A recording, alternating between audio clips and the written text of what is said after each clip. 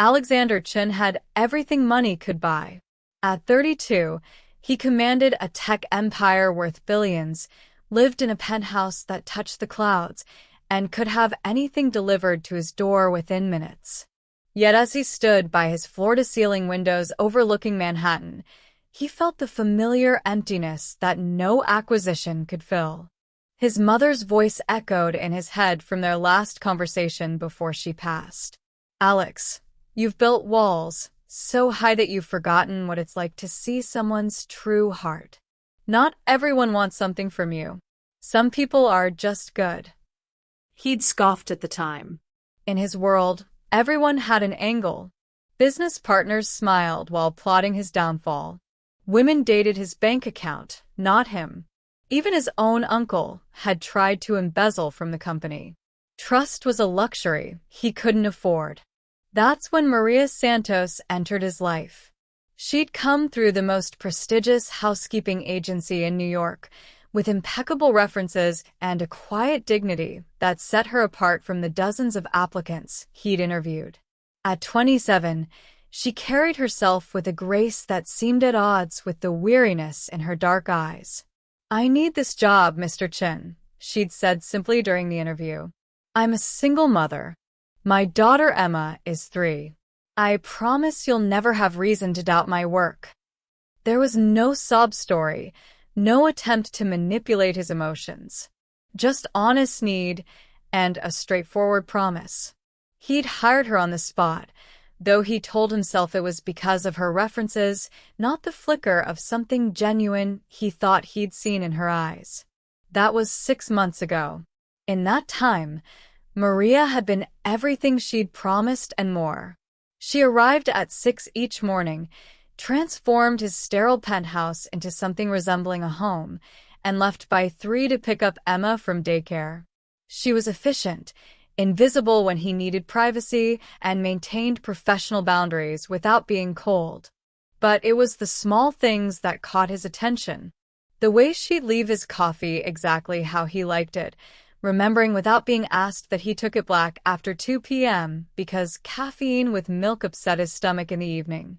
How she'd noticed he rubbed his temples when stressed and began keeping migraine medication in the kitchen drawer. The fresh flowers she bought with her own money when she thought the apartment looked too stark. "You don't need to do that," he'd told her once, gesturing to a vase of sunflowers brightening his dining room. "I know, Mr. Chen," she replied with a soft smile. "But everyone deserves to come home to something beautiful." It was that smile, that simple kindness expecting nothing in return, that made him wonder. Was it real? Or was she playing a longer game than the others, earning his trust before making her move? The thought shamed him, but he couldn't shake it. His therapist had told him that his inability to trust was poisoning his life, isolating him from genuine human connection. "Not everyone is out to use you, Alexander," Dr. Morrison had said. "But if you keep testing people, you'll push away the very connections you need." Yet here he was, unable to simply accept Maria's kindness at face value. He needed to know, was she genuinely good, or just better at hiding her agenda? That's when he conceived the test. It was manipulative and wrong, and some part of him knew it. But the part of him that had been betrayed too many times needed proof that goodness still existed in the world. And if Maria failed, well, at least he'd know that his cynicism was justified. He'd witnessed something the previous week that planted the seed. Maria had been on her phone during her break, and he'd overheard her speaking in Spanish, her voice tight with stress. When she hung up, he'd seen her wipe her eyes quickly before returning to work. Later, he'd discreetly checked with building security and learned that Emma had been sick, running a fever. Maria had wanted to leave, but couldn't afford to lose the pay. It gave him the idea for the test, though it left a bitter taste in his mouth. He would pretend to be seriously ill, helpless, and vulnerable, and see what she did. Would she call an ambulance?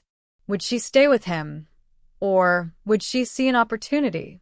Would she go through his things, his safe, his personal documents when he seemed too ill to notice? It was terrible, he knew. But he had to know who she really was. The plan was simple. Tomorrow was Friday. He'd tell her he wasn't feeling well in the morning, then stage a collapse. He'd feign being too weak to move, barely conscious. She'd have access to everything. His computer left open, his safe unlocked, his most private spaces vulnerable. And he would have cameras positioned to capture every moment.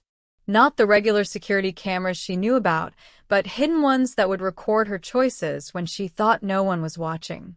As Alexander finalized his cruel test, he felt a twist in his chest that might have been conscience. What if she passed? Would she ever forgive him for not simply trusting her? What if she failed? Would that break something in him beyond repair, confirming that his mother had been wrong and the world was exactly as cold as he believed? He pushed the thoughts away. He'd come too far to back out now. Tomorrow, he'd have his answer.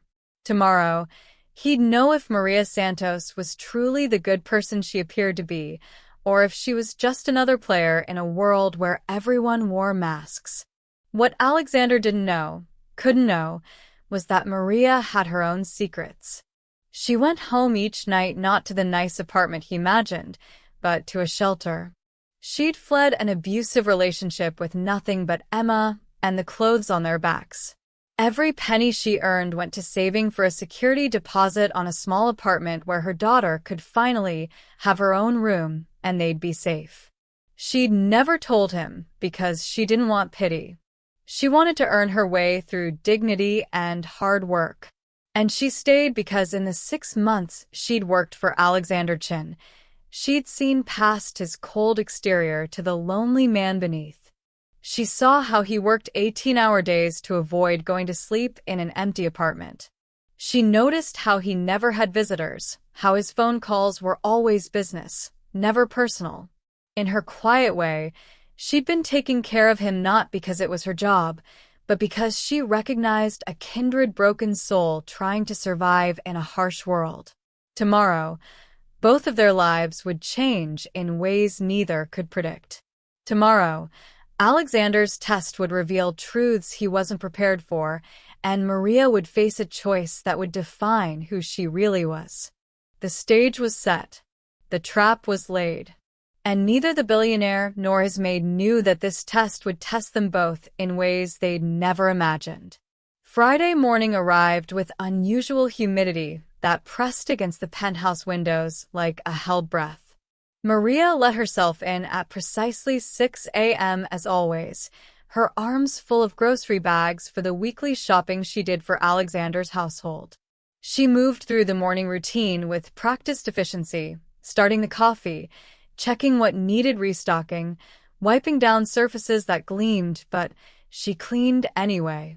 She was sorting through the mail when she heard it, a crash from the bedroom, followed by a groan. "Mr. Chen?" She called out, setting down the envelopes. No response came, only another muffled sound that made her heart skip. She knocked firmly on the bedroom door. "Mr. Chen, are you all right?" "Maria?" His voice came out weak, thready. Something's wrong." She didn't hesitate, pushing open the door to find Alexander on the floor beside his bed, dressed in pajama pants and a t-shirt, his face alarmingly pale. His hidden cameras, positioned behind books and in the smoke detector, captured every detail as she rushed to his side. "Mr. Chen, what happened?" She knelt beside him, her hands hovering uncertainly before gently checking his forehead. No fever, but his skin was clammy. Woke up dizzy, tried to stand. He mumbled, committing fully to the performance. Everything spinning fell. Alexander watched through half-closed eyes as Maria's face cycled through panic, concern, and then determination. This was it. This was where she'd show her true colors. She had him completely at her mercy, a billionaire, helpless on the floor. His phone was on the nightstand. His laptop sat open in the living room, unlocked. His office door was ajar, and he knew she'd seen the safe behind the painting, had probably noticed him using it. What would she do? Okay, stay calm. I'm calling 911, Maria said, reaching for his phone. No. He caught her wrist with what he hoped looked like desperate weakness, rather than the calculated grab it was. No hospitals, no press, please. It was the perfect setup. He'd given her a reason to not call for help, appealing to his privacy concerns that she'd respect after months of handling his confidential life. Now she had an excuse to not get outside help. She was alone with him, and he was completely vulnerable. Maria bit her lip, torn between respect for his wishes and clear medical concern. Mr. Chen, if you're seriously ill, just need to lie down properly. Help me to the bed? She slipped her arm under his shoulders. She was stronger than she looked, and helped him climb back onto the mattress. From his hidden camera's perspective, Alexander noted that her hands never strayed toward his pockets, never reached for his phone once it was back on the nightstand. She simply focused on getting him settled safely. When did this start? She asked, pulling the covers over him. Last night felt off. Worse this morning. He let his eyes drift closed. Light hurts. Everything's spinning. That sounds like it could be vertigo or your inner ear or, she paused, or something more serious. I really think we should call someone. Few hours, he mumbled. If not better, few hours than call. He could practically hear her internal debate. Through his barely open eyes, he watched her pull out her phone. This was it. Was she texting someone about the opportunity? Calling an accomplice? Hi, yes, this is Maria Santos, she said quietly, stepping toward the doorway. I need to request emergency time off. Yes. Today? I know it's my day to pick up Emma early for her doctor's appointment, but there's a situation. My employer is ill, and I can't leave him alone. Could the center keep her until 5? I'll pay the late fee. Alexander felt something uncomfortable twist in his chest. She was canceling her daughter's appointment to stay with him. That didn't fit what he expected. Unless it was part of the con, making her seem devoted before she made her move. Maria returned to the bedside. I'm staying, Mr. Chen. I've canceled my plans. I'll check on you every few minutes, and if you get any worse, I'm calling an ambulance regardless of what you say. Understood? He managed a weak nod. I'm going to bring you water and some crackers. You need to stay hydrated. Don't try to get up alone. Call for me if you need anything. She left, and Alexander lay there, feeling like a fraud. Through his phone, which was secretly live-streaming to a tablet hidden in his closet, he could watch what she did when she thought she was alone. What he saw made him feel smaller by the minute. Maria didn't go near his office. She didn't touch his laptop. She moved through the apartment with purpose, filling a pitcher with water, finding saltine crackers, grabbing a basin in case he needed to be sick, locating the medical kit he kept in the guest bathroom. She assembled everything on a tray with the efficiency of someone who'd done this before. But it was what she did next that he didn't expect. She pulled out her personal phone, and he watched her type into a search engine, sudden dizziness and vertigo causes, and when is dizziness an emergency? She spent several minutes reading medical websites, her face creased with concentration and worry. Real worry. For him. When she returned to his room, she'd armed herself with knowledge. I've been reading about your symptoms. If you experience any confusion, slurred speech, numbness, or chest pain, I'm calling 911 immediately. Those could indicate a stroke or heart attack.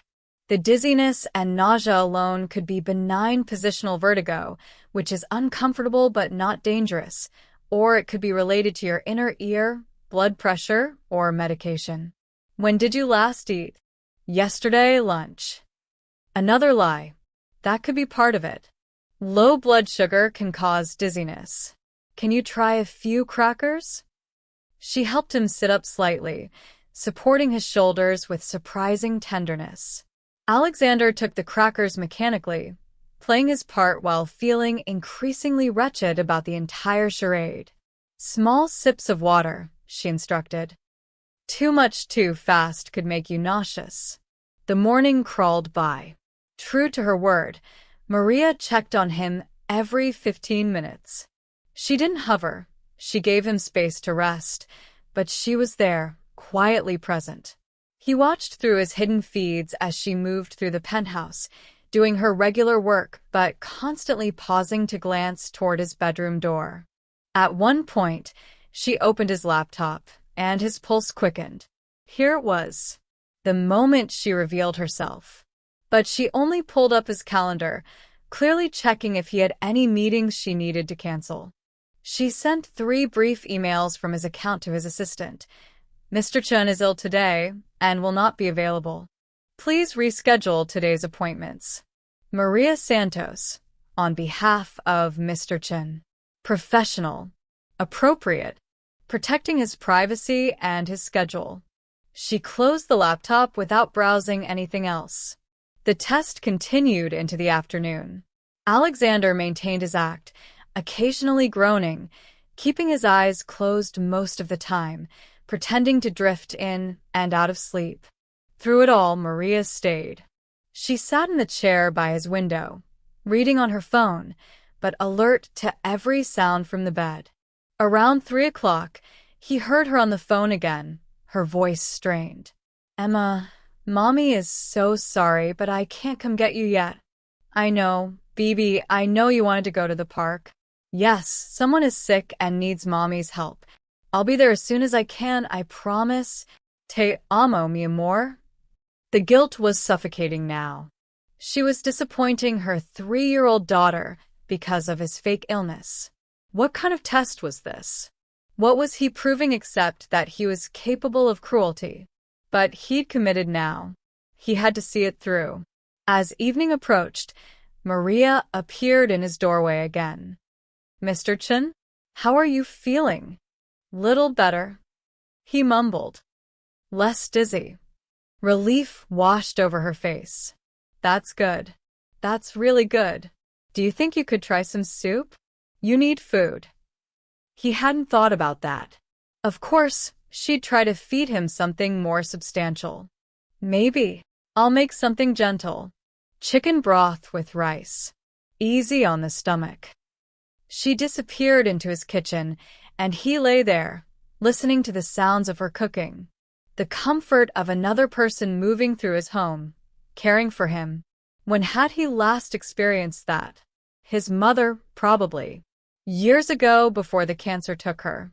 Maria returned with a bowl of soup that smelled like childhood and comfort. She helped him sit up, arranging pillows behind him with careful hands. Too hot? She asked after he tried a spoonful. It's perfect. And it was. It was absolutely perfect, which made everything so much worse. As he ate slowly, maintaining his sick performance, Maria sat on the edge of the bed, a boundary she'd never crossed before in 6 months of employment. Can I ask you something personal, Mr. Chen? He nodded warily. Do you have anyone? Anyone I should call? Family, friends, someone who'd want to know you're not well. The question landed like a punch. The answer was no, and they both knew it. His uncle was estranged. His few friends were really business acquaintances. There was no one. No, he admitted quietly, the first fully honest thing he'd said all day. Something impossibly sad flickered across her face. Everyone should have someone, she said softly. I'm glad I was here today. I'm glad you weren't alone. Alexander Chen, billionaire, master manipulator, architect of this entire cruel test, felt tears prick his eyes. Real ones this time, not part of the act. Because Maria Santos had just passed his test without even knowing she was being tested. And in doing so, she'd revealed something far more uncomfortable, that he was the one who'd failed. The evening deepened outside the penthouse windows, city lights beginning to pierce through the twilight. Alexander had abandoned his performance, claiming to feel better, insisting Maria go get her daughter. But she'd refused, saying that Emma was safe at the center until 8, and she wouldn't leave until she was certain he was stable. Now they sat in an uncomfortable silence, Alexander propped up in bed with the soup bowl emptied beside him, Maria in the chair by the window, checking her phone anxiously as the time ticked towards 6 o'clock. The guilt had been building in Alexander all day, growing heavier with each genuinely kind thing Maria did. But it was her sacrifice of Emma's doctor's appointment, the way he'd heard her promise her daughter she'd make it up to her, the worry in her voice, that finally broke through his defenses. "Maria," he said, his voice rough. "Not from fake illness now, but from shame. I need to tell you something." She looked up from her phone, concern immediate on her face. "Are you feeling worse?" "Should I?" "I'm not sick," he interrupted. "I was never sick. Today, all of this, it was a test." The words hung in the air between them. He watched her face carefully, the confusion, the moment of comprehension, and then something that looked like hurt before she carefully schooled her features back to neutrality. "A test," she repeated slowly, her voice flat. I needed to know if." He struggled to find words that didn't make him sound as terrible as he felt. "Whether you were genuinely who you seemed to be, or if you were." He couldn't finish the sentence. Maria stood up, and for a moment he thought she might walk out. He would have deserved it. Instead, she moved to the window, her back to him, her shoulders rigid. "How long have you been planning this?" Her voice was quiet, but there was steel underneath it. "A week." "Since I overheard you on the phone about Emma being sick." "And what exactly were you testing for, Mr. Chin?" She turned to face him now, and he'd never seen this expression on her gentle face before. Anger, yes, but something worse. Disappointment. "Did you think I'd steal from you? Go through your personal files? Call the tabloids about the helpless billionaire?" "I don't know," he admitted miserably. Everyone in my life has wanted something from me. Everyone has had an angle. And you were so good. Too good. I couldn't believe it was real." "So you faked a medical emergency, watched me cancel my daughter's doctor's appointment, let me worry all day that you might be dying, just to see if I'd, what? Rob you." Her voice cracked on the last words. "Do you have any idea what today cost me?" "The late fees at the daycare. I'll pay them, obviously." "It's not about money." For the first time since he'd known her, Maria raised her voice. "Emma's doctor's appointment was to evaluate a speech delay she's been having. It took me 3 months to get that slot. And I canceled it because I thought a human being needed help." Alexander felt like he'd been punched in the chest. "I didn't know." "Of course you didn't know. Because you never asked. In 6 months, you've never once asked about my life, my daughter, what I might be dealing with." She wrapped her arms around herself. "I come here every day I see you, Mr. Chen. I see how lonely you are, how you work yourself to exhaustion, how you never have anyone over, never laugh on the phone with friends. I see the way you rub your wrist when the arthritis flares up, how you squint at screens when you forget your reading glasses, how you stand at that window at night like you're looking for something you've lost." "Maria, I bought those flowers with my own money because I thought maybe something beautiful would help. I learned how you take your coffee because I thought maybe one small thing being right would make your day easier. I stay 10 minutes late sometimes to finish tasks because I thought maybe you deserve to come home to a clean space after your hard days." Her voice broke. "I did those things not because I wanted something from you, but because I thought we all deserved kindness in this world. Because I know what it's like to have nothing and no one, and I wouldn't wish that feeling on anyone. Not even on someone testing me." The words fell like stones into water, creating ripples that reached deep into places Alexander had walled off long ago. He had never felt smaller or more ashamed. You want to know about angles, Mr. Chin? About what people want. Maria continued, tears now sliding down her cheeks though her voice remained steady. I left my husband 8 months ago because he put me in the hospital. I took Emma, and we ran with nothing. We've been living in a women's shelter, saving every penny from this job for first and last month's rent on an apartment where we'll finally be safe. I've been terrified every single day that he'll find us, that I'll lose this job, that I won't be able to give my daughter the life she deserves. My God, Maria, I didn't. You didn't know because you didn't want to know. You wanted to keep me at a distance, keep everyone at a distance, so you could stay safe in your tower and prove to yourself that the world is as cold as you think it is. She wiped her eyes angrily. Well, congratulations, Mr. Chin. Your test proved exactly what you wanted it to prove. But not about me. About you. Alexander pushed himself out of bed, crossing the distance between them. You're right. You're absolutely right. What I did was inexcusable. It was cruel and manipulative, and you have every right to hate me.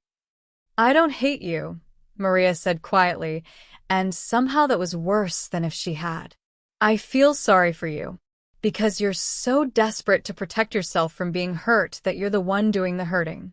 You're creating the very isolation you're afraid of. He stood there, feeling stripped bare and exposed in a way that had nothing to do with his fake vulnerability from earlier. Everything she said was true.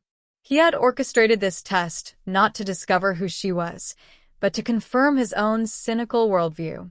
And in doing so, he hurt someone who'd shown him nothing but genuine kindness. Is there anything I can do? He asked finally. Anything at all to make this right? Maria looked at him for a long moment, and he could see her warring with herself.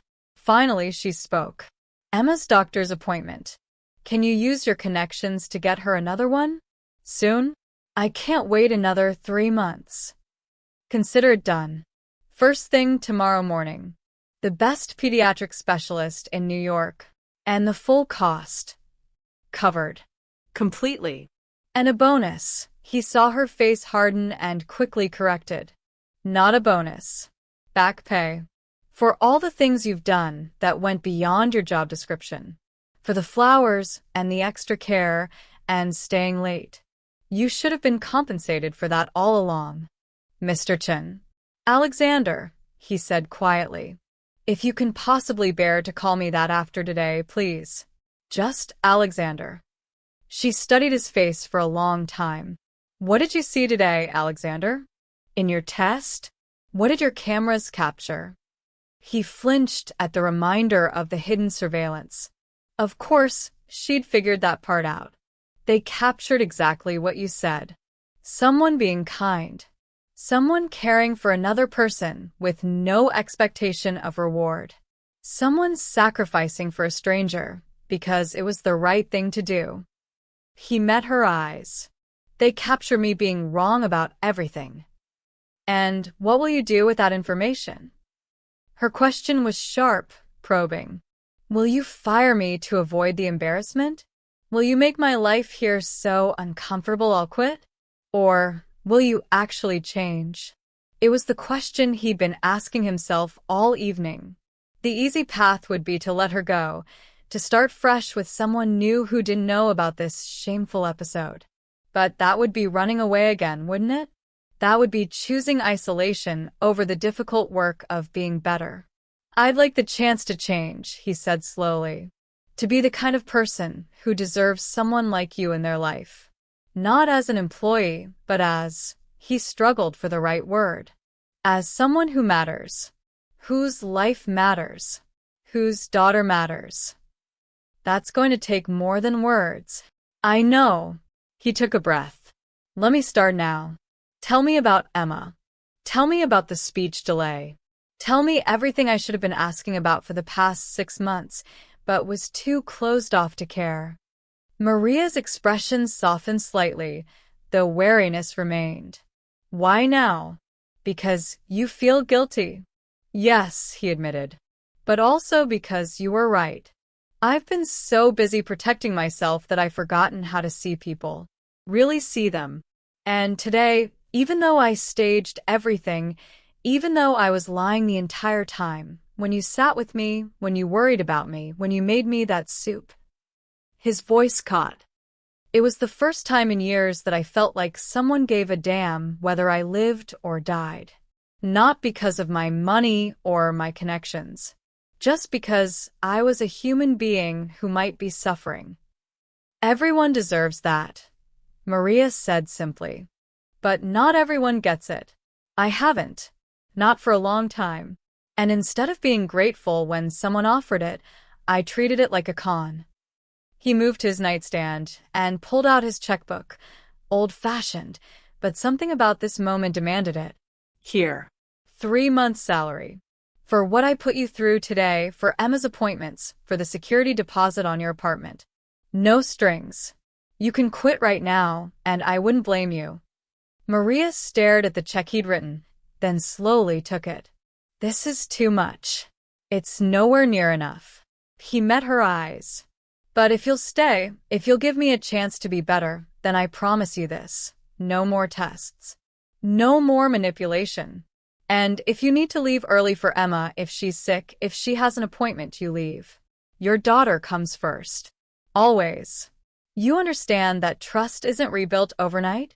That just because you've had some kind of revelation doesn't mean everything is fixed. I understand that I broke something today that might not be fixable, Alexander said quietly. But I'd like to try. If you'll let me. Maria folded the check carefully and put it in her pocket. Then she surprised him by reaching out and placing her hand briefly on his arm, the first time she'd touched him outside of the necessity of the day's charade. My shift ended 2 hours ago, she said. I need to get Emma. She's probably exhausted and confused and missing me. She paused at the bedroom door. I'll see you Monday morning, Alexander. We'll figure out what happens next. Monday, he agreed. After she left, Alexander sat in his bedroom for a long time, not bothering to turn on the lights as darkness fell around him. He pulled up the footage from his hidden cameras and, one by one, deleted every file. He didn't need to watch them. He knew what they'd show, his shame, captured in digital format. But he also knew what they wouldn't show. They wouldn't show how Maria's kindness had cracked something open in him that had been sealed for years. They wouldn't capture the moment he'd realized that his mother had been right after all. Some people were just good. And in testing that goodness, he'd nearly destroyed the first real human connection he'd had in longer than he could remember. Tomorrow, he'd call the best pediatric specialists in the city. He'd make sure Emma got the care she needed. He'd figure out how to be a better person, how to deserve the second chance Maria had, incredibly, seemed willing to give him. But tonight, he simply sat in his empty penthouse, and for the first time in years, Alexander Chin cried. Not from loneliness this time, but from gratitude. For a maid who'd seen past his wealth to his humanity.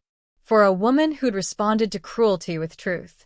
For a mother who'd sacrificed for what she thought was right, even when it cost her dearly. Tomorrow, he would try to be worthy of that gift.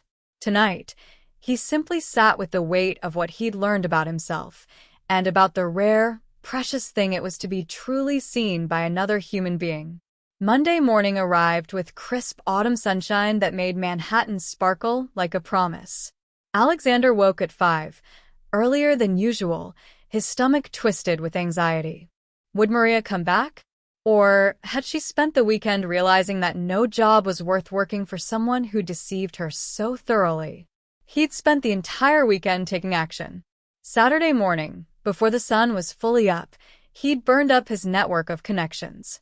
By noon, he'd secured an appointment with Dr. Sarah Lindholm, the top pediatric speech pathologist in New York, for Tuesday at 9 a.m. He'd had to call in favors, but when he explained, honestly, that a child had missed an important evaluation because of his mistake, doors had opened. But he hadn't stopped there. Something had shifted in him that Friday night, something fundamental. He'd started seeing the world differently, or perhaps seeing it clearly for the first time. On Saturday afternoon, he'd driven to Brooklyn, to the women's shelter Maria had mentioned. He didn't go in, that felt invasive, but he met with the director in a coffee shop across the street. He wrote a check that would fund their operations for 2 years. Anonymous, he'd insisted, but the director had looked at him knowingly. "We get a lot of corporate donations," she'd said, "but rarely from someone who looks like they've had their eyes opened. Whatever happened, I hope you hold on to it." On Sunday, he'd done something he hadn't done in 3 years. He'd called his uncle. The conversation had been stilted at first. The embezzlement had been repaid, charges dropped, but the betrayal had cleaved their relationship. Yet, as Alexander really talked about what had happened with Maria, about the test and its aftermath, his uncle had been quiet. "Alex," he'd said finally, "I stole from you because I was ashamed to ask for help. My business was failing, and I thought you'd judge me for not being successful like you. I betrayed you because I was too proud to be vulnerable with you. Does that excuse it?" No. "But maybe we've both been building walls when we should have been building bridges." They'd talked for 2 hours. It didn't fix everything, but it was a start. Now, Alexander stood in his kitchen at 6 a.m., attempting something he hadn't done since his mother died: cooking. The eggs were slightly burned, the coffee too strong, but he was trying. When he heard the key in the lock at precisely 6 o'clock, his heart hammered against his ribs. Maria stepped through the door and stopped, taking in the scene. Alexander in jeans and a t-shirt instead of his usual suit, standing in the kitchen surrounded by the evidence of his culinary disaster, looking for all the world like a nervous teenager instead of a billionaire titan. "Good morning," he said, his voice catching slightly. "I made breakfast. Or attempted to. The eggs are terrible, but the intention was good." For a long moment, Maria just looked at him. Then, slowly, her lips curved into the smallest smile. The intention matters. Relief flooded through him so powerfully he had to grip the counter. "I'm glad you came back." "I wasn't sure I would," she admitted, setting down her bag. "I spent the weekend angry. Really angry. Emma cried herself to sleep Friday night because she didn't understand why we couldn't go to the park like I'd promised. I held her and thought about what you'd done, and I wanted to quit." You still can. "I'd understand. But then I thought about something else." Maria moved into the kitchen, taking the spatula from his hand and scraping the burned eggs into the trash. "I thought about how you looked when I left Friday. Like someone who'd seen themselves clearly for the first time and didn't like what they saw. And I thought, maybe that's worth something. Maybe people deserve the chance to be better." "I don't deserve your forgiveness." "Probably not," she agreed, pulling fresh eggs from the refrigerator. "But I'm not doing this for you. I'm doing it for me. Because if I let your mistake make me bitter, make me stop believing in people's capacity to change, then you'll have taken something else from me. And I won't allow that." Alexander watched as she cracked eggs into the pan with practiced ease. "Dr. Lindholm can see Emma tomorrow at 9 a.m. She's the best in the city. I'll have a car pick you both up at 8:30, and of course you'll have the full day paid." Maria's hands stilled on the pan. "You didn't have to." "Yes, I did. It's the absolute minimum of what I owed you." He hesitated. "There's something else. I've set up a trust fund for Emma's education. College, graduate school, whatever she needs. It's in her name, untouchable, no strings. You can refuse it, but I hope you won't. She deserves every opportunity, and you shouldn't have to sacrifice your security to give it to her." "Alexander." Maria's voice was thick with emotion. "I know you think this is guilt money, and maybe part of it is. But it's also recognition. You stayed with someone you thought was dying instead of going to your daughter. That kind of character, that kind of heart, it deserves to be rewarded, not punished. And Emma deserves a mother who doesn't have to choose between her child's needs and making rent." Maria turned off the stove and faced him fully. "What changed? Really? People don't just suddenly become different overnight. I think I've been different all along underneath, Alexander said slowly, working through thoughts he'd been processing all weekend. My mother raised me to be kind, to see people. But after she died, after my business partner tried to steal the company, after my uncle's betrayal, after a dozen relationships where women wanted my bank account instead of me, I built walls. I told myself I was being smart, being protected. But really, I was just being afraid. Fear makes sense. You were hurt. But it doesn't make it right. And Friday, watching you care for me, seeing your goodness even when I'd engineered a situation to try to catch you being selfish, it broke something in me. Or maybe it fixed something. I don't know. But I can't go back to being who I was. I don't want to. Maria plated the eggs, making 2 servings. She set one in front of him and took the other for herself, the first time she'd ever sat down to eat with him in 6 months. So what now? You're going to become some kind of saint overnight? God, no. He laughed, a sound that felt rusty but real.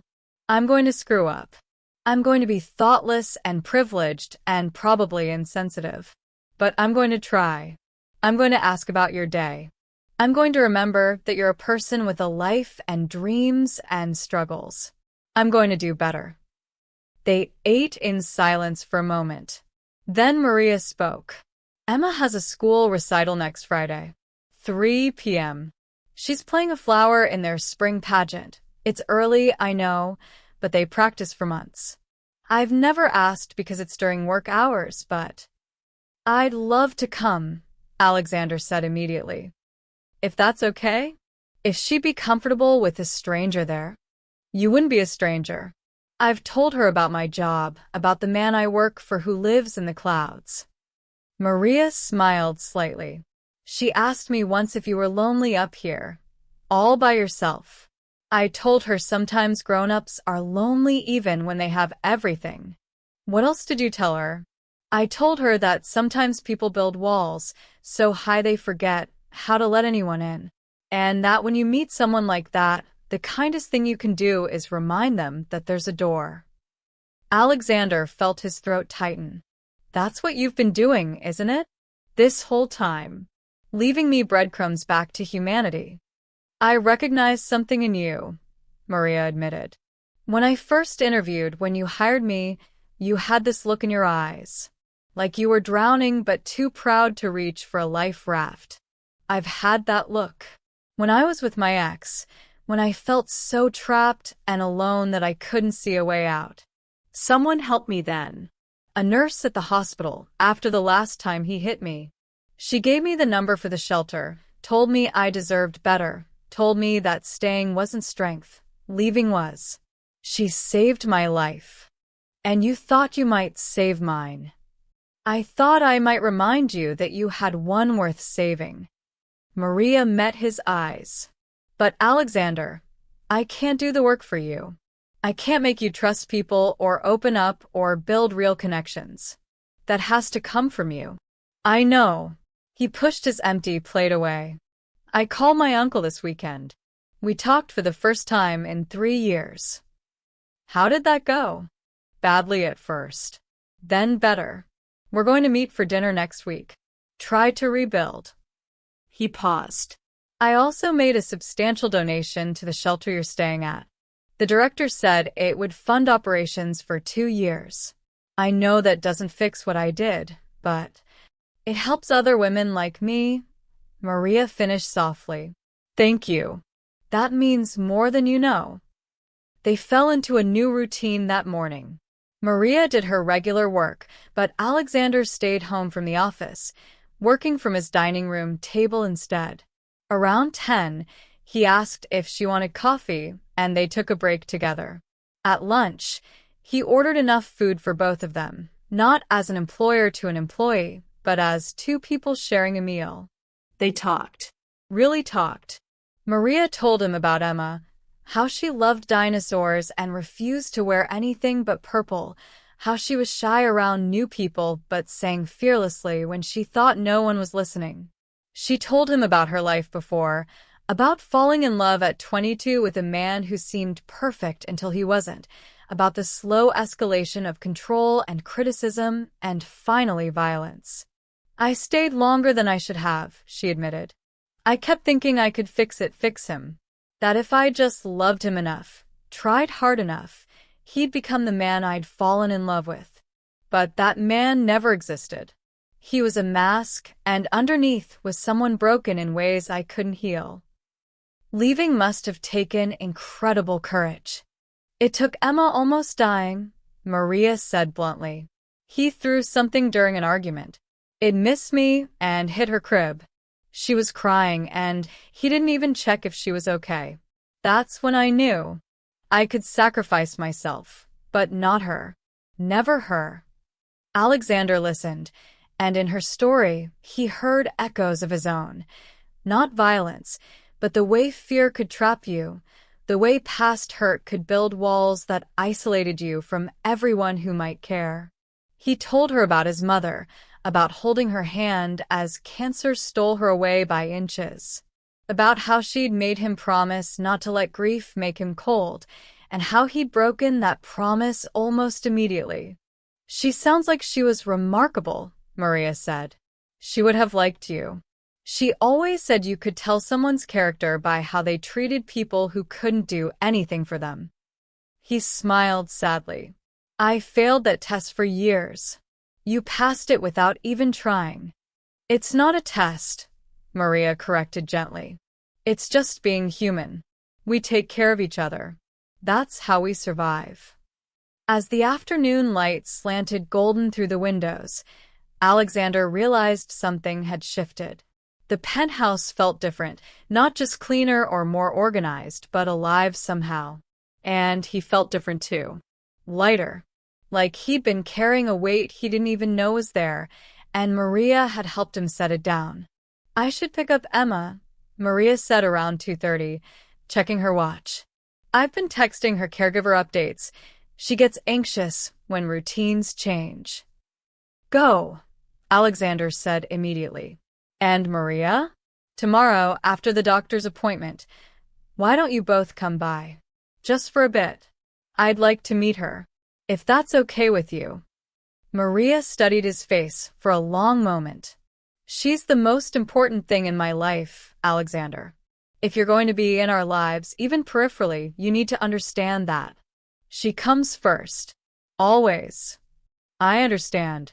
And I respect it. He meant it with everything in him. I'm not asking to be part of her life.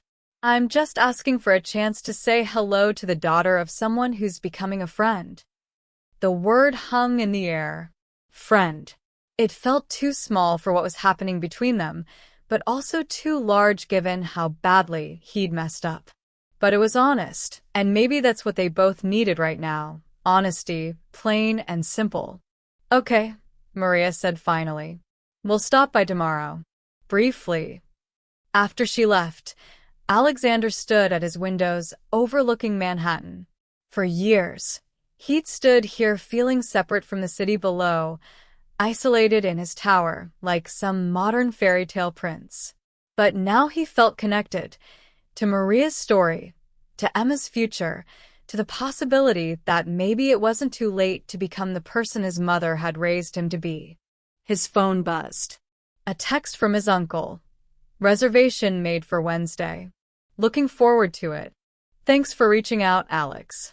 I've missed you. 4 simple sentences that would have been impossible a week ago. Alexander smiled and typed back. I've missed you too. It was a small step, but it was a step. And for the first time in years, Alexander Chin felt like he might be walking in the right direction, toward connection, toward community, toward becoming someone worthy of the kindness that had been shown to him. The test had been meant to reveal Maria's character. Instead, it had revealed his own. And now, with her gentle guidance and unwavering integrity as his compass, he could finally begin the work of becoming better. The seeds of change had been planted. Now came the harder part, tending them, nurturing them, and seeing what might grow. Section 5. The Harvest. 6 months later, Alexander Chin stood in the playground of Riverside Park, surrounded by screaming 3-year-olds and feeling more comfortable than he had in his boardroom. Emma Santos, now confidently articulate thanks to months of speech therapy, was showing him her latest dinosaur figurine. "This is a stegosaurus," she explained with the gravity of a professor lecturing on quantum physics. "It has plates for regulation of body temperature, not for fighting." "That's a common misconception." She looked to Maria for help. "Misconception," Maria supplied, smiling from the bench where she sat with Alexander's Uncle Robert. "Misconception," Emma repeated triumphantly. "Mr. Alex, can we go to the museum again? You promised." "This weekend," Alexander confirmed, crouching down to her level. "We'll see all the dinosaurs. But you have to promise to teach me their names again, because I keep forgetting." "Adults," Emma sighed with all the exasperation a 4-year-old could muster, then ran off to join her friends. Alexander joined Maria and Robert on the bench, accepting the coffee Maria handed him from the thermos she'd brought. It was a Saturday ritual now, playground visits followed by lunch, followed usually by Emma falling asleep on Alexander's couch while the adults talked and worked on various projects they'd taken on together. "She's doing remarkably well," Robert observed. "You'd never know she had any speech delays." "Dr. Lindholm is amazing," Maria said. "And Emma's so motivated. She wants to be a paleontologist when she grows up, so she practices big words constantly." "I think she just likes showing off for Alex," Robert teased. "She's got him wrapped around her tiny finger." It was true, and Alexander didn't even try to deny it. Emma had walked into his penthouse 6 months ago, looked around with wide eyes, and announced, "You need plants. And colors. It's too boring." Within a week, the penthouse had been transformed with Emma's help, which mostly meant her commentary on everything while Maria and Alexander did the actual work. But Emma hadn't been the only one to transform his life. Maria had. Not romantically, they'd carefully maintained boundaries, both aware that the power imbalance of employer and employee complicated things. But as friends, as confidants, as partners in the project of becoming better people, they'd built something solid and true. Maria had moved into a beautiful 2-bedroom apartment in a safe neighborhood, but she'd kept working for Alexander 3 days a week. The other 2 days, she'd started volunteering at the women's shelter, helping other women navigate the path she'd walked. Alexander had funded a support program she'd designed, and it was changing lives. Alexander had changed too, in ways both large and small. He'd reconnected with his uncle, and Robert now worked as a consultant for the company, their relationship healing slowly but genuinely.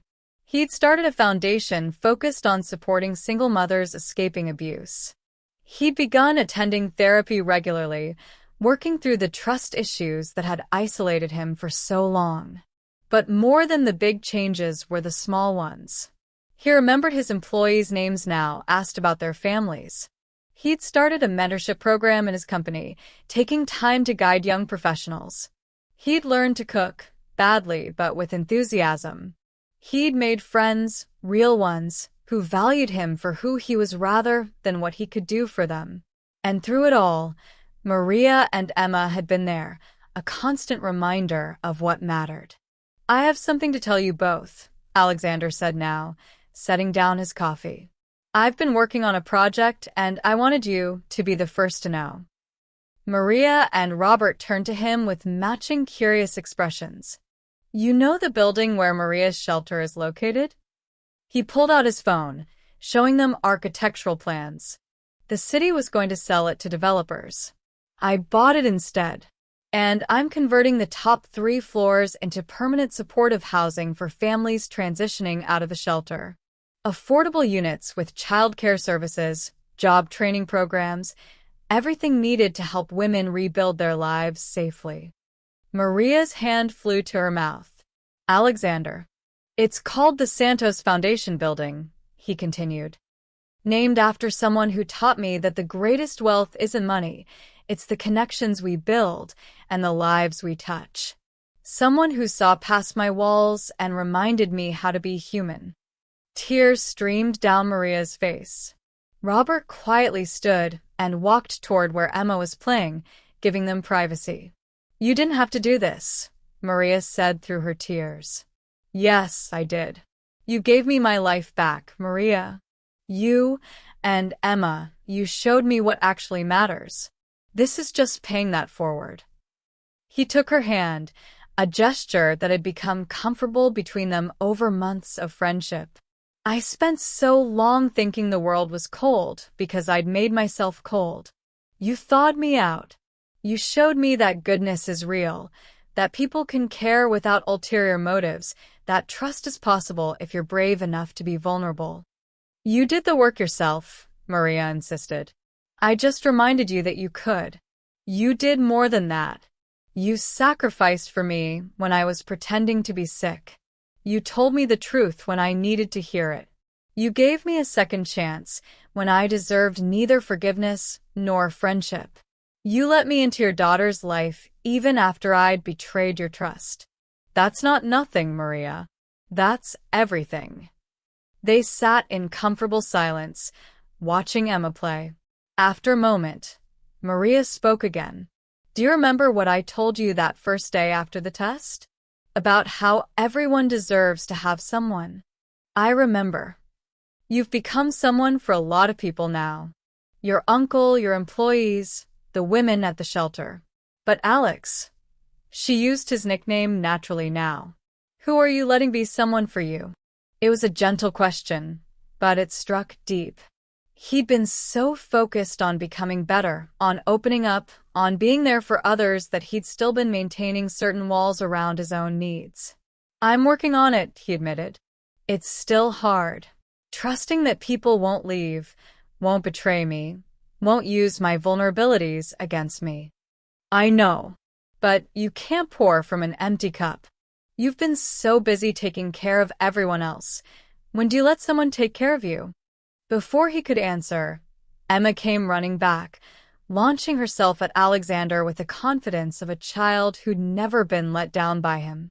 Mr. Alex, there's a birthday party at the pizza place. Can we go? Can we? Is it your birthday? He asked, catching her. No, silly. It's Aisha's birthday, but her mom said I can come if you say yes. He looked to Maria, who nodded. I know Aisha's family. It's fine if you want to take her. I can go with you. No, Alexander surprised himself by saying. You should have a break. Let me take her. I'll stay with her the whole time, and I'll have her back by 5. You deserve some time to yourself. Maria hesitated, then smiled. Okay, but text me updates. And Alex, this is what I mean. You're trusting me with your vulnerability, and I'm trusting you with my most precious thing. That's how this works. An hour later, Alexander found himself in a pizza place, chaos of children hopped up on sugar and pizza, and he was happy. Genuinely, deeply happy. Emma stayed close to him, occasionally running to play, but always coming back to check in, to share some observation, to make sure he was still there. Mr. Alex? She asked during a quiet moment, climbing into his lap. Are you my mom's best friend? I think I am, he said. Is that okay? Yeah. Mommy smiles more now. She used to be sad sometimes, but now she's happy lots. Emma twisted to look at him with serious eyes. She says you help her. Do you know she helps you too? I do know that. Your mom is the smartest, bravest, kindest person I know. She's pretty too, Emma added matter-of-factly.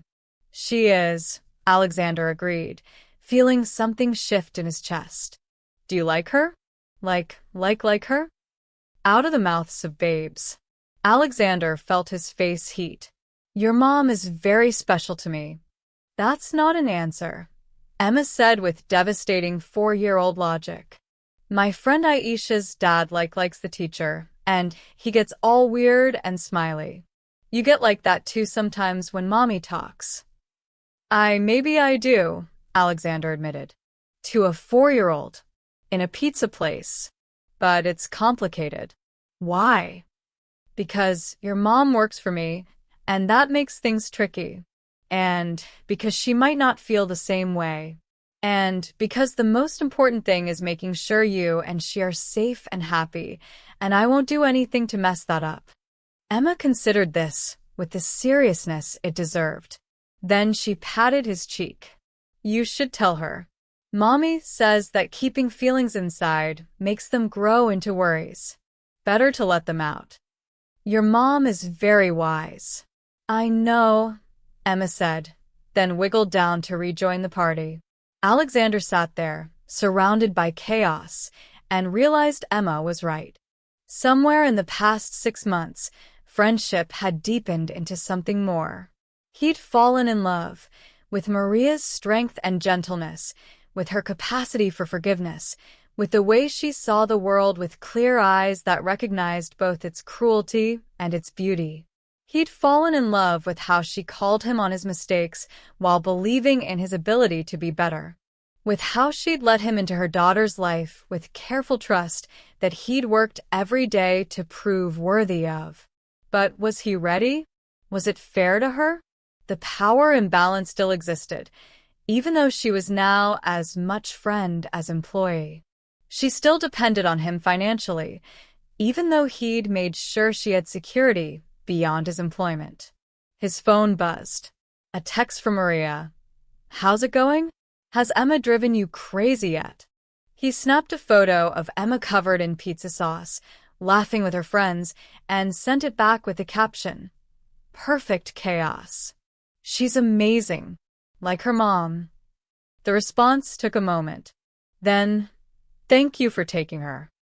I forgot what it's like to have an afternoon to myself. What are you doing with your freedom? He typed. Sitting in my apartment, drinking tea, and reading a book in silence. It's heaven. An idea struck him. What's your favorite flower? Random question. But orchids. Purple ones. Why? No reason. See you at 5. Alexander spent the rest of the party planning. After he dropped Emma back home, he had work to do. 3 days later, on Wednesday evening, Maria arrived at the penthouse for what Alexander had said was a foundation meeting. Instead, she found candles, dinner from her favorite restaurant, and purple orchids everywhere. What is this? She asked, but her eyes were already soft. It's me, being brave enough to be vulnerable, Alexander said, his heart hammering. It's me, taking your daughter's advice and letting feelings out instead of keeping them inside. It's me, asking if maybe, possibly, you might want to have dinner with me. Not as employer and employee, not even just as friends, but as two people who've seen each other at their worst and best, and who might want to see what could come next. Maria set down her purse slowly. Alexander, before you answer, you should know that I've been working with HR. If you're interested in me in this, I want to transition you to a different role. Head of the foundation, same salary, but not my personal employee anymore. Because I never want you to feel obligated or pressured, or like your livelihood depends on my feelings. You have complete freedom to say no, and nothing changes except maybe I'll be embarrassed every time I see you for the next few months. You did all that before even knowing if I was interested? Maria stepped closer. That's either very confident or very presumptuous. It's very hopeful, he corrected. You taught me that. Hope. Trust. The belief that sometimes things work out and people mean what they say, and love is possible even after betrayal and hurt. Love. Maria's voice was barely a whisper. I'm in love with you, Alexander said simply. I've been falling for 6 months, and I finally landed. You're brilliant and strong and kind, and you call me on my nonsense while making me want to be better. You're an amazing mother and an incredible friend, and you make me laugh and you challenge me and you see me, really see me, in a way no one else ever has. And if you don't feel the same way, that's okay. I just needed you to know. Maria's eyes were wet. You idiot. I what? You beautiful, foolish, wonderful idiot. Do you think I worked 3 days a week when I could have found full-time work somewhere else? Do you think I kept bringing Emma around when I could have kept my personal life separate? Do you think I didn't notice the way you looked at me, or the way my heart skipped when you smiled, or how I started planning my days around our coffee breaks? You really? Hope bloomed in Alexander's chest. Really? But I was waiting for you to be ready. I knew you needed time to heal, to learn to trust again. I wasn't going to push. She moved closer, taking his hands. I fell for the man who drove to a women's shelter on a Saturday to make a donation because he couldn't stop thinking about the women there. I fell for the man who learned about dinosaurs so he could talk to my daughter. I fell for the man who called his uncle after 3 years because he was finally brave enough to be vulnerable. I fell for who you became after you stopped hiding. I became that person because of you. No. You became that person because of you. I just reminded you he was there. Maria reached up, touching his face gently. That test you gave me 6 months ago? You've been passing it every day since. Every time you chose openness over isolation, kindness over cynicism, trust over fear. You've been proving who you really are. And I love who you are, Alexander. The real you, not the walls. He kissed her then, soft and sweet, and it felt like coming home. Like the last piece of a puzzle clicking into place. Like everything, the betrayals, the isolation, the pain, had been leading to this moment, this woman, this love. When they finally broke apart, both laughing breathlessly, Maria looked around at the candles and flowers. So, head of the foundation? If you want it. It's a real job, not a made-up position. You've been doing the work already. This just makes it official and gives you autonomy. And Emma? Will always be welcome here. Always. In fact, he pulled out his phone, showing her photos of a room he'd been having renovated. I was thinking if this went well, if we eventually got to a point where you both might want to stay over sometimes, she should have her own space. What do you think? Too much. The room was painted in purples and greens, with dinosaur decals and a bookshelf already filling with picture books. A window seat looked out over the city, with cushions perfect for reading. It was a child's dream room, built with love and hope. It's perfect, Maria whispered. You're perfect. Well, not perfect. You still can't cook, and you work too much, and you get grumpy when you're hungry. But, he prompted, grinning. But you're perfect for me. For us. She kissed him again. Now, are we going to eat this dinner? Or are you going to stare at me all night? Can I do both? They ate and talked and laughed, and it felt so natural, so right, like this was what they'd been building toward all along. At one point, Alexander's phone buzzed with a message from Emma, dictated through Maria's phone. Clearly, did you tell her? Is she happy? Can we have pancakes on Saturday? She knew. Alexander looked at Maria. 4-year-olds see everything, Maria shrugged. She's been planning this for weeks. She told me yesterday that you were probably going to finally ask Mommy on a real date, and that I should say yes because you make good hot chocolate. High praise. The highest.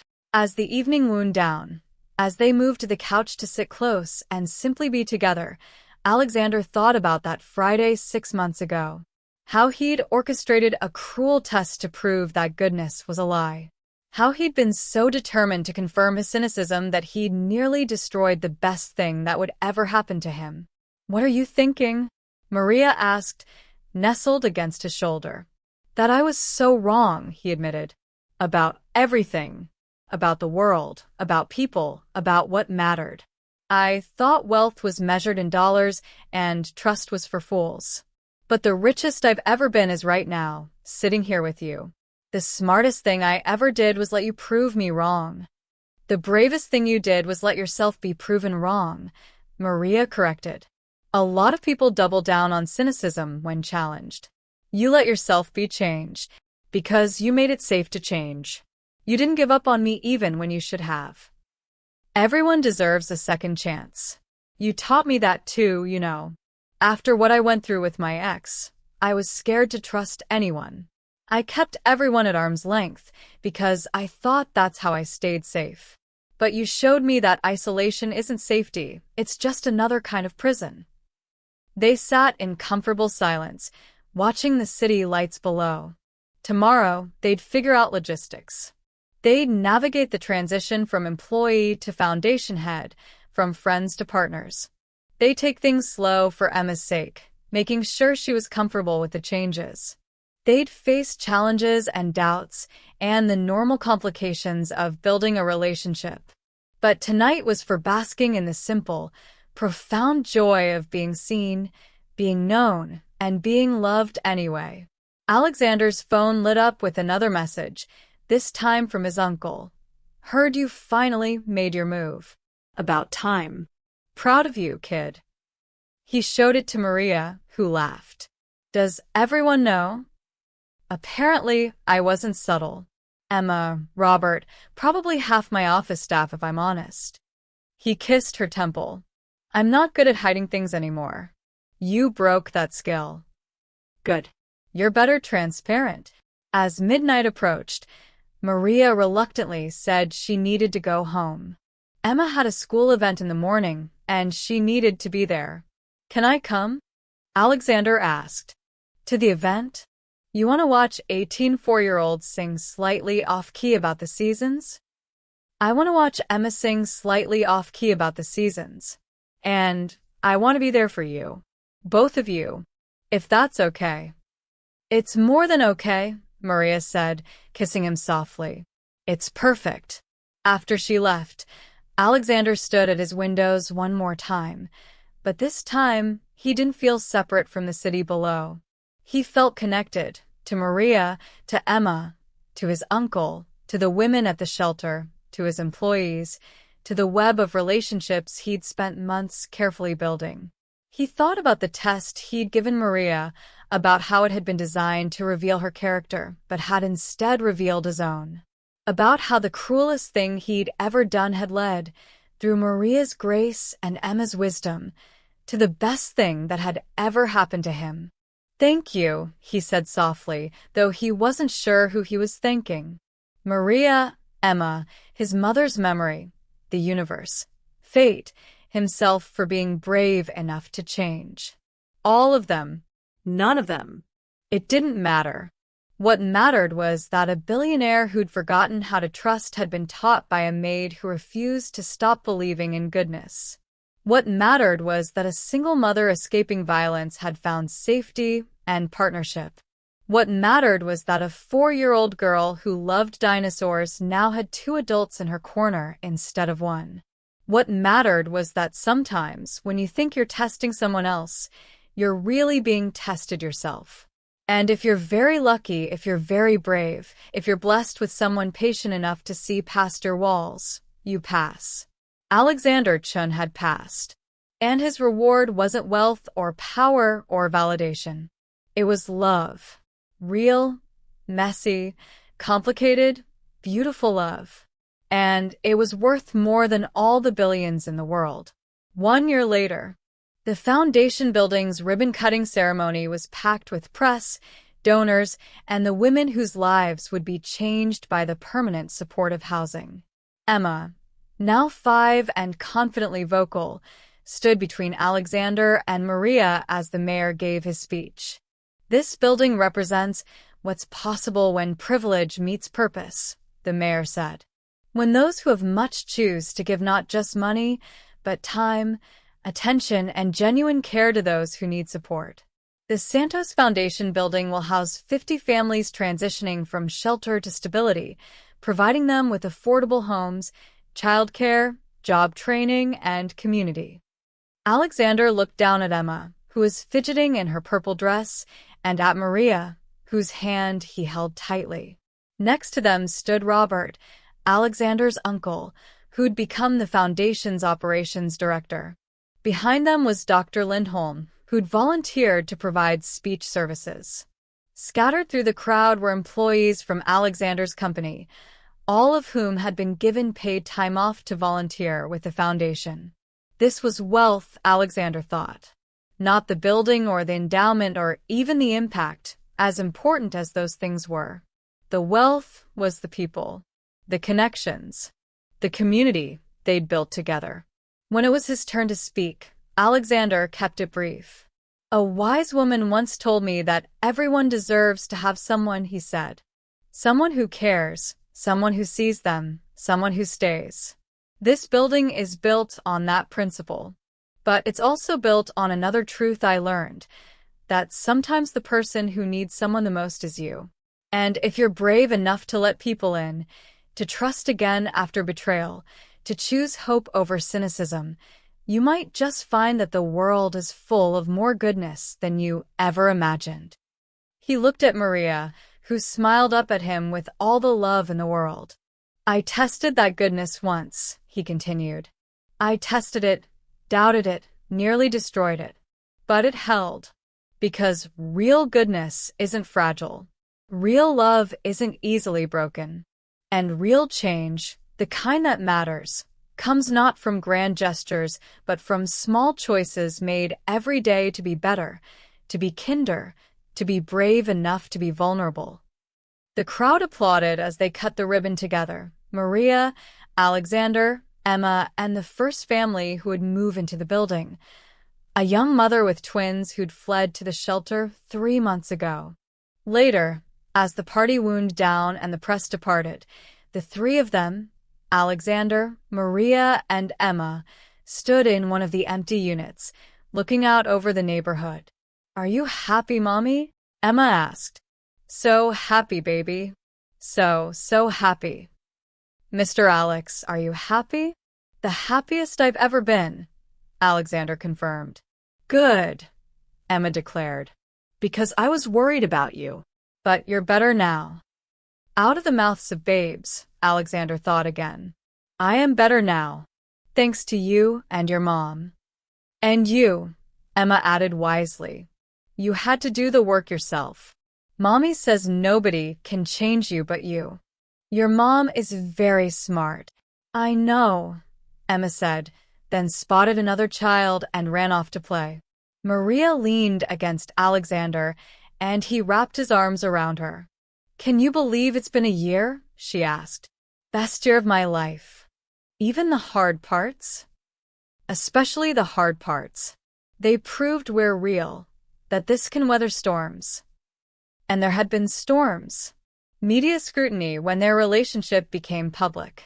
Complicated conversations about power dynamics and whether their love story was appropriate or problematic. Emma's nightmares when her father tried to contact them. The lawsuit Alexander's board brought when he restructured to spend more time on philanthropy. But they'd weathered all of it together, with honesty and communication and unwavering commitment to each other and to Emma. I have something to tell you, Maria said now, turning in his arms. Should I be worried? That depends on how you feel about your home being invaded by more dinosaurs. It took Alexander a moment. Then his eyes widened. Are you? About 8 weeks. I found out yesterday. She smiled nervously. I know we said we'd wait, and if the timing isn't right.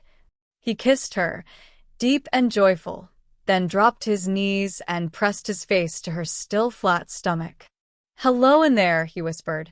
Your mom is the best person in the world, and your sister is the smartest, and you're already so loved. Emma, who had apparently been eavesdropping, came running back. Is there a baby? Am I going to be a big sister? Can we name them Dinosaur? We'll discuss names, Maria laughed, pulling Emma into a hug while Alexander stood and wrapped his arms around both of them. This, he thought. This was everything. This was the harvest of all those seeds planted a year ago when his test had failed and succeeded in ways he'd never anticipated. This was what came from choosing to be better, from accepting love, from building something real with patient hands and an open heart. I love you, he told Maria. Both of you. All 3 of you. We love you too, Maria said, even though you still can't cook. I'm working on it. We know, Emma and Maria said in unison. then dissolved into giggles. As the sun set over the city, Alexander Chen, former cynic, recovered isolationist, devoted partner and father, stood with his family in the building that bore Maria's name and felt a completeness he'd spent 32 years searching for. The test had been cruel. The aftermath had been hard. But the outcome, this love, this family, this life, was worth every difficult step of the journey. Sometimes the people we test end up testing us. And sometimes, if we're very lucky, we both emerge transformed. Sometimes, a billionaire pretends to be sick to test his maid. And sometimes, that maid responds with such grace that she doesn't just pass the test, she changes the very person who tested her. And sometimes, that's how love begins. Not with perfection, but with failure. Not with certainty, but with choice. Not with ease, but with courage. And that kind of love, earned, tested, proven, is the kind that lasts forever.